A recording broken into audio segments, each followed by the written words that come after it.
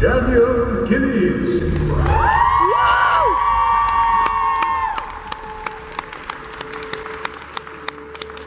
Hi. Hello, sir. How are you? Mr. Gillies. I've got an empty bottle. Excuse me. How are you today? Welcome to Belgium. Welcome. Yeah, thank you. You liking it so far? I am. Thank you. Again, it's been treating you well? It has, yeah. Elijah is no, I'm a slob. Okay, obviously. So. Thank you. So if you were... Ask my children if I'm an icon. My son would, my 7-year-old son would just be like, not an icon. Okay, so if you were to swap bodies with somebody for a day, who would it be and why and what would you do? If I could be buddies with somebody? No, swap bodies. Like be somebody else for a day. Oh, swap bodies? Yeah.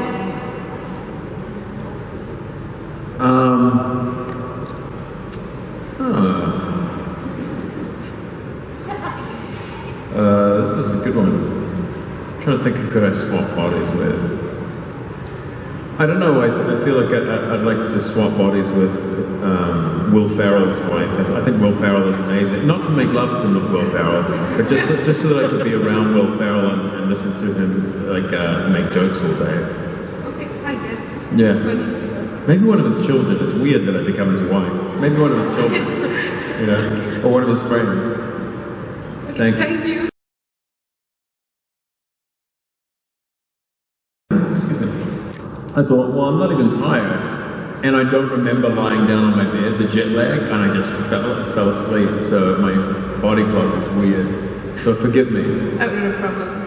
So my question is, what was like your best backstage moment with your fellow actors with the Vampire Diaries and the originals? My best backstage moment was probably when I got the call saying that my daughter was being born, and Phoebe and I were about to film a scene. I think it was season 1, and I got the call saying that I had to go to the hospital because my daughter was being born. So that was probably my best moment. Yeah, that sounds amazing. Thank you. Thank you. Hi. Hi. I was wondering, before you got into acting, who was like an actor or an actress that you really looked up to? Marlon Brando. Yeah, I just thought the variety of his, I mean, I'm not, a lot of actors will say that, unfortunately, but there's a reason why he's comes with such gravity and reputation, is because the variety of his work was so interesting, and I felt like he was such a poetic storyteller. I also love Anthony Hopkins, and I just loved anybody who sort of brought something very interesting to the work. You're asking me what actors I like as I was growing up, right? Yeah. Those really, Marlon Brando. Who else did I love? As I've gotten older, there's far more actors that I love, and a lot of them are my age. But yeah, but Brando was really the one. Thank you very much. Thank you very much. Hi. Your castmate Nate does I wouldn't say really amazing Elijah impression, because I would actually say it's a very poor Elijah impression. Exactly. And here's what I resent about the impression, because there's two things I resent about the impression. One is that if you're going to do an impression, it ought to be good. Two, if you do an impression, you must say that it's because he's doing an impression of Elijah. But whenever he says he's doing an impression, he says, this is Daniel Gillies acting. And I think, I'm like, he's recently seen other works of mine, and I think now he knows that that's just what I was doing for Elijah. But I think that's how he thought I acted, like for all my characters.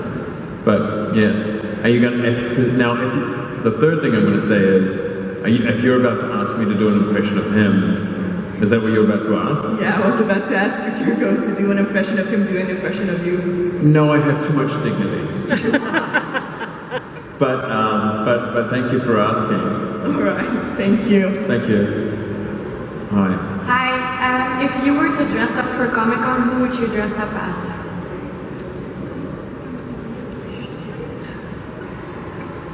Like a superhero? Yeah, anyone you want. Man.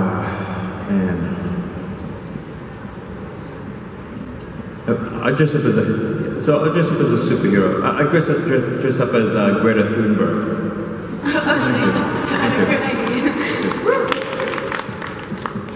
Hi, so nice to meet you. We are with Sue, so she's gonna ask a question for us. Oh, beautiful. What is one of your favorite moments with Joseph Morgan? Usually when I'm saying goodbye to him, it's just like because he's getting out of there. I'm like, I've had enough. I'm like, how much time do I have to deal with this dude today? I'm like, thank God. Okay, yeah, see you later, mate. Goodbye. It's my favorite time of the day with him. No, I love him. I actually I've had beautiful moments with Joseph, and actually we used to when we were filming, we would often go back to his dressing room because he had the TV all set up in there. I didn't set up anything in my dressing room. He had his television set up in there, and we would watch episodes of a show that we liked. So I remember at one point, do you guys know the British Office, like the BBC Office? Yeah. So we would watch Ricky Gervais. We would watch The Office together, and it's some of my fondest memories. We're watching the show together, and we watched them all. Yeah. Thank you so much. Thank you so much.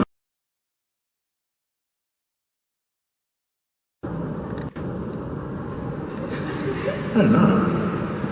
Like obviously, like there's the obvious choices, like that he would like Vivaldi, and he would like, I mean, because he's lived for a long time. But I mean, it's kind of amusing to think of him liking Kanye or something, or liking Power, or that he likes 50 Cent, whatever, Jay-Z. I like him, hip hop, or even just like. I'd love it if he liked bad music, like if he likes Justin Timberlake, like bad music. What would Elijah like? I think he would admire the poets. I think he would admire people like Bob Dylan, and I don't think he would. But trying to imagine him singing along to Dolly Parton or something while he's in the shower, it's pretty amusing. I don't know. I mean, I see him leaning more classical,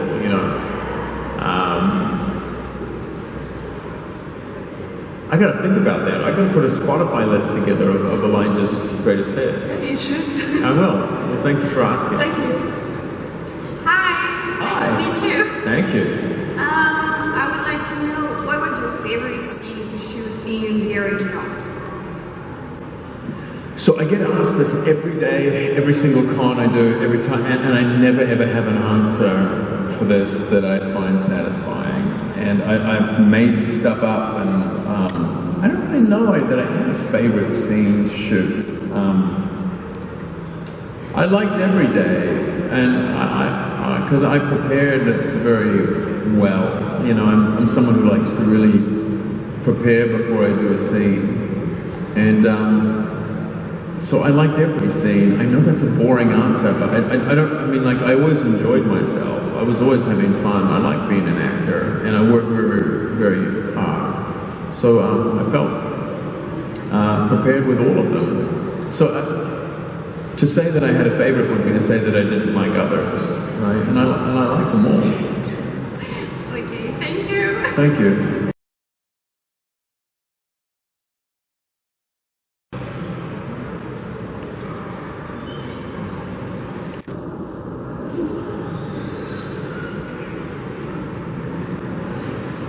Well, we all break promises. That's like one of the things we do, right? I think that I'm not sure that I really believe in promises per se. I'm not. Sorry, you got me thinking really philosophically about this one.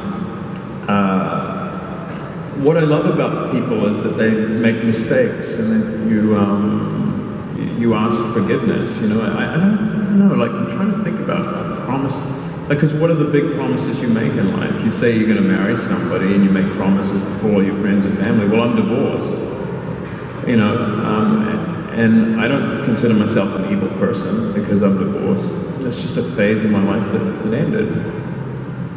And I don't know, I don't really make verbal promises. To me, promises don't mean as much as behavior, you know.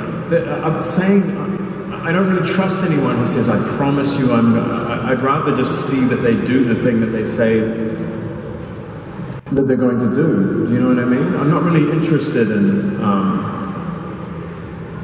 it's romantic to say, I'll never, you know, I mean, obviously there's commitments I've made to my children you say, I love you, I'm going to love you forever to your children. You sort of can't help that. You know, that's an expression of something that already exists within you, but I don't really make promises to people, I guess is the short answer to that.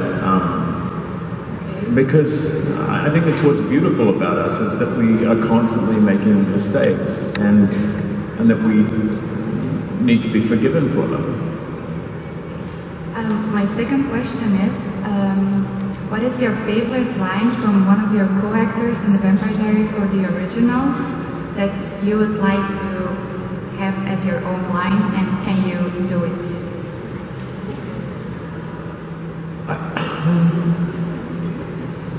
I can't remember. I wrote most of my own lines, most of them, and I still can't remember them, which is probably why I forgot them.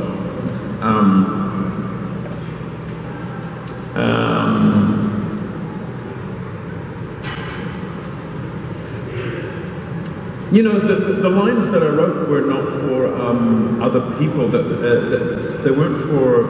They were for Elijah. They weren't for me. You know, and there was nothing in there that I would want. Like, I didn't like a lot of what Elijah did. I think he's a really interesting person, but I also thought that he had a psychological sickness. I thought that Elijah was sick in the head. I thought he would talk about family above all, but then, you know, Finn was in a box for however many hundreds of years. He didn't care about Henrique. He had a pathological addiction to his brother, which I thought was very unhealthy. I didn't like a lot of things about Elijah. I like a lot of things about myself. And I like more things about me than I like about Elijah. So I don't really see anything that he says that I would like to keep or hold on to. Okay, thank you. Thank you. Can you say that again? Do you actually have a tip in life for a girl with the name Rebecca who actually has a half-brother with the name Get out of there. Just get out of there now. You're in great danger. Get out of there. That's it? That's my tip. Thanks. Hi. Hi. Is there like an underrated movie or show that you're in that we should watch? Like, this is really something you should. Well, that's very gracious of you to ask. Thank you. I would say that the thing recently that I'm most proud of is that there's a movie called Coming Home in the Dark. Yes. Which is, I think was the best movie of 2021. I thought it was the best movie. Like, it's a thriller, sort of horror thing, but it's not like a typical horror. It's about these bad men, one of them, who take this family on. They sort of kidnap them, essentially, and you don't really know why they're doing it for the whole movie, and then you find out as the movie goes on why they've kidnapped this family. And it's a beautiful film. We made it for no money. We made it in New Zealand, and we shot it all at night, and I'm very, very proud of it. It's called Coming Home in the Dark, and I will come and spank you all if you don't watch it. All right, I know what. Not in a sexy way. Like, I'll spank it. Yeah. Thank you very much. Thank you. Have a nice day. Thank you. Thank you for the question. Hi. I just wanted to ask you, I know it's going to be one of your older movies about captivity. If it was hard being in the mindset of a serial killer, I mean, you were pretending to be a serial killer but also being captive along with the girl? Yeah, that was a difficult experience. We shot that film in Russia, in Moscow actually. And it was with a director that I deeply admired because he had made 2 Academy Award nominated films. He had made The Killing Fields and he'd made one called The Mission.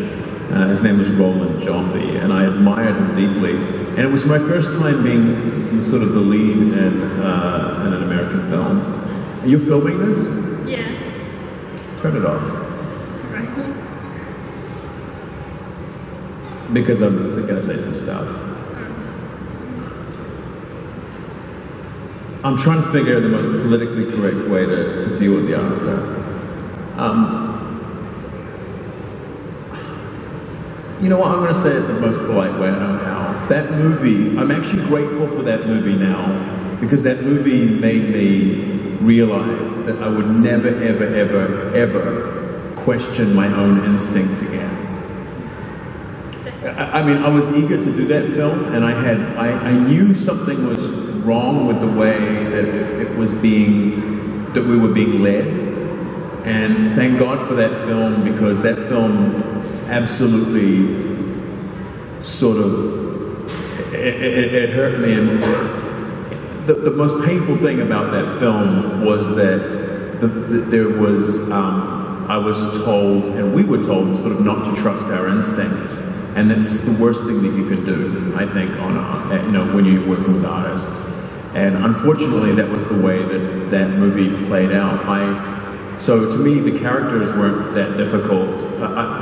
The way, I showed up on set thinking I should have a beard, he should look homeless, he should look weird and strange, and we should believe that he's in the dungeon, you know what I mean? And they were like, no, don't do that, and it was all sort of downhill from there.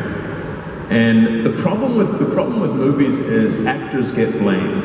When a movie sucks, it mostly isn't the actor's fault, but we're the ones who get blamed. And I think it was good for me to be quite young and to have that experience, because I learned really fast. I was like, don't ever do anything again that feels so incorrect. So that was the most painful part of making that experience, not the character. Thank you. Thank you very much. Thank you. She just wanted to ask how you met your wife and what the first thing you said to her was, the pickup line. Oh, the pickup line. I'm so sorry. When I met my wife, I don't remember there being a pickup line. I love that there's this eerie sort of smoke in front of me. As I'm making this sound, it's like, this looks haunted. There was no pickup line. We met each other at a bar, and we haven't been married for 3 years now, correct? So yeah, we're divorced. So this is, but anyway, I met her at a bar, and she was with her best friend, and I was also with my best friend, and my best friend ended up marrying her best friend, and they had a child together, and I married Rachel.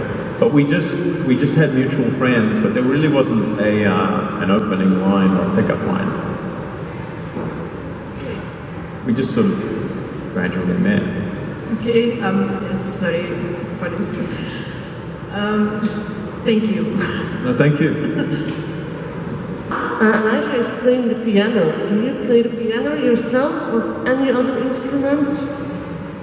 No, I used to sing when I was a child. That's how I got started in acting, really. It was because I started in musical theater. And when I was a boy, I was in choirs, and I sang all the time, and I sang in musical things. So I was a singer, and I can sort of read basic music, but not really. But my daughter plays the piano, and she's been playing for about 2 years. I actually just bought her a lovely little piano because she got to 2 years, and I was like, I'm going to get her a little piano. It's an electronic one, but it's nice. Also, my house can't fit a piano. But no, my daughter plays, my father played. I never played the piano. I just pretend to as Elijah. Thank you. I will tell my mother tonight. No, awesome. Hi. So you were in the Spider-Man movies with Tobey Maguire, and I was just wondering if you have like a favorite Marvel character or movie? Do you know, I watched those movies and I can't remember one single moment from any of them. The only one I remember, and it must be good, because I remember it, is the first Iron Man. I thought that the first Iron Man was very good, because I remember a lot of it, and I remember I've watched all those Avengers movies. I couldn't tell you one single scene from one of them. Like my brain shits them out. Like it takes it, eats them, and it's like McDonald's for the brain. It's crazy because, to me, like, when a movie's really, really good, you know, like, so I love the movie RoboCop, the original one, you know, from when I was a kid. And I remember watching it. I watched it when I was about 13, and I watched it maybe once, maybe twice. And I recently thought, I'm gonna watch RoboCop again, you know, and I put it on, and I could say every line that the actors were gonna say before every scene.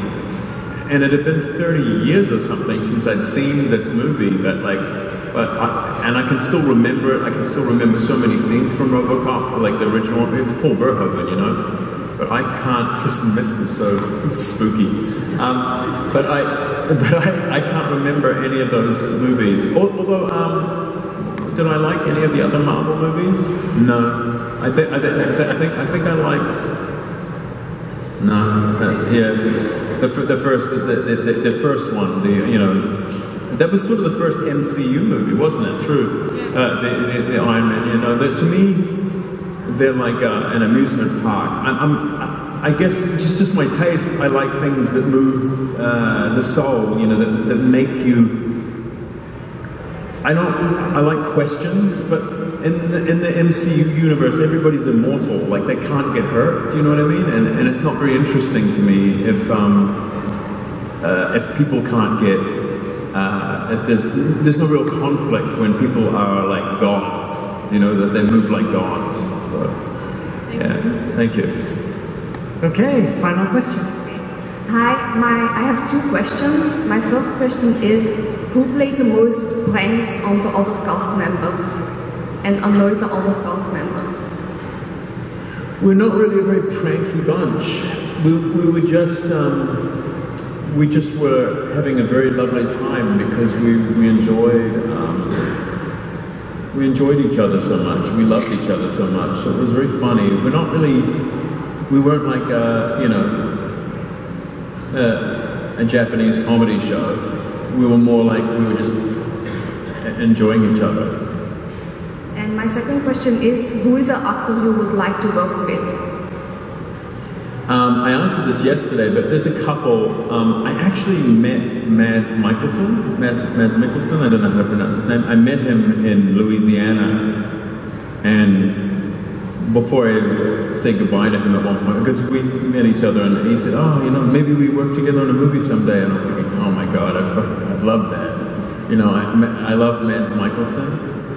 I also love Anthony Hopkins, but how old is he? I didn't have much time. And I love Olivia Colman.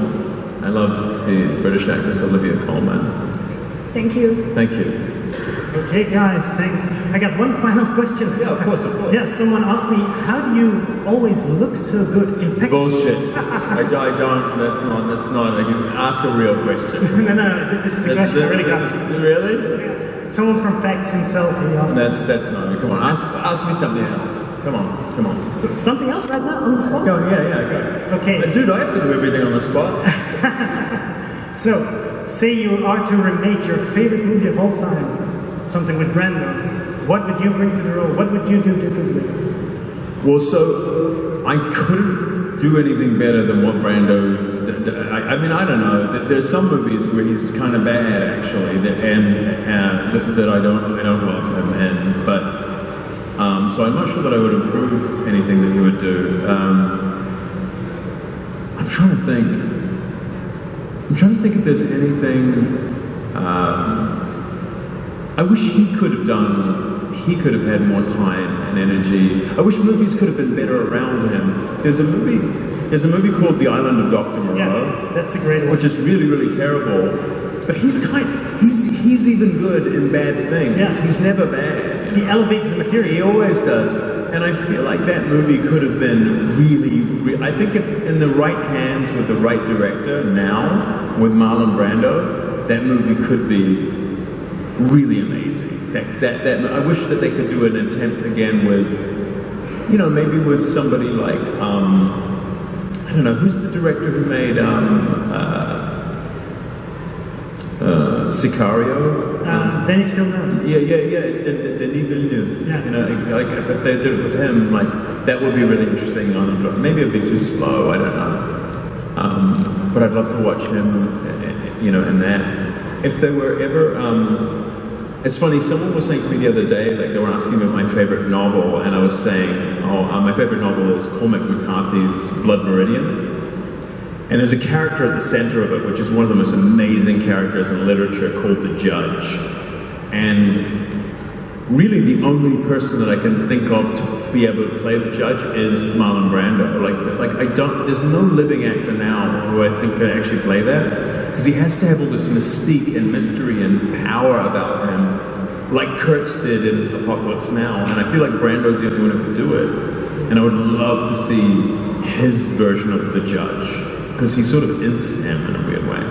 Sure. Well, thanks for your insights. Okay, guys, put your hands together for Mr. Gillies. Thank you so much, guys. I've had a wonderful time here.